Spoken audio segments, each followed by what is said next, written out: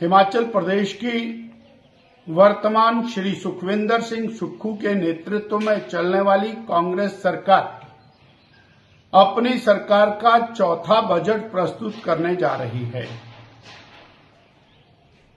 अर्थात यूं कहा जाए कि इस सरकार के काम करने का अब ये अंतिम वर्ष है। बहुत सारे सवालात खड़े करके ये वर्ष जा रहा है। 3 बजट प्रस्तुत हुए, 3.5 साल इस सरकार को सत्ता में आए हो चुके हैं। जो 3 बजट प्रस्तुत हुए उनकी घोषणाओं का क्या हुआ? हिमाचल प्रदेश की जनता निरंतर त्रस्त है और हर बजट में घोषणाएं की भरमार है।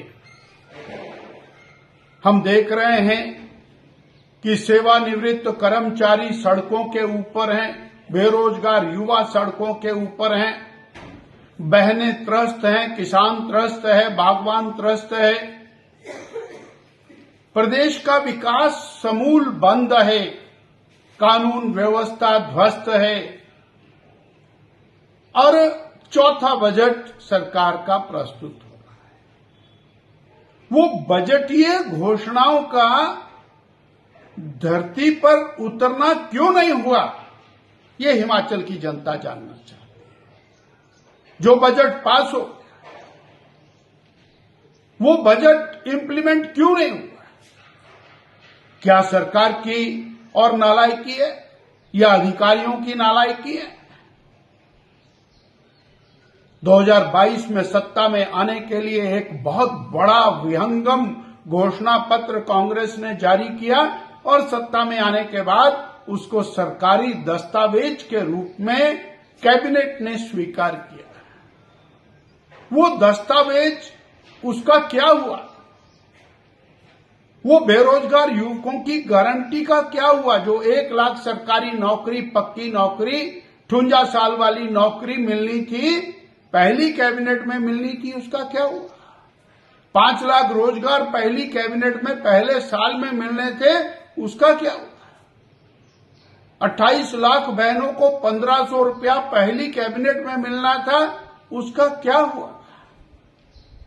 किसानों की घोषणाएं, बेरोजगार युवकों की घोषणाएं, विकास की घोषणाएं, वो सब धरी के धराई रह गई और अब चौथा बजट सामने आ रहा है। एक और सवाल खड़ा, 45,000 करोड़ रुपए का कर्ज लिया, वो कहां लगाया? कहां कहां मित्रों को लाभ पहुंचाए गए, परंतु जनता त्रस्त रही। सवाल और भी खड़ा होता है, आपने डीजल के ऊपर वैट लगाया, आपने स्टैंप ड्यूटी के रेट बढ़ाए, आपने और रजिस्ट्रेशन फीस बढ़ाई, आपने एचआरटीसी के किराए बढ़ाए, आपने बिजली के दामों में भयानक बढ़ोतरी की, आपने पेयजल का दाम बढ़ाए, आपने और महंगाई चरम सीमा के ऊपर पहुंचाते हुए सीमेंट के दाम बढ़ाए और अनेक चीजों के ऊपर आपने सेस लगाया, परंतु जनता को सुविधा के नाम पर ठेंगा मिला।